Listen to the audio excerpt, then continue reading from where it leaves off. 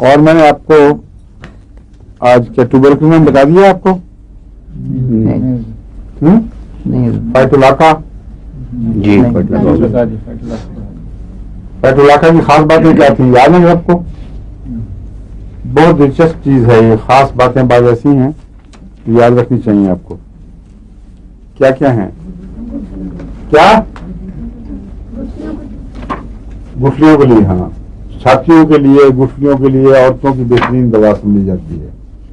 और नाक के कैंसर के लिए चंद दवाएं हैं सिर्फ जिनमें ये जिक्र होता है। और मोटापे के लिए फाइटोलाका बेरी अच्छी है। फाइटोलाका आम जो है ये, इसके मतलब गलतफहमी है बाद लोगों में कि उससे मोटा हो गया मरीज, लेकिन जिन केसेस में मैंने देखा है मोटापे की शिकायत आई है उनके ग्लैंड्स खराब थे, उनकी छाती के अंदर गहरी तकलीफ थी या गले के ग्लैंड क्रॉनिक खराब थे।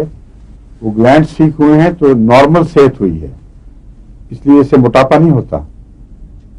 इसलिए पतले आदमी को अगर उसके ग्लैंड्स का खतरा हो कि उसके ग्लैंडुलर तकलीफें हैं, उसको फाइटोलाका देने से जिस्म ठीक हो जाए।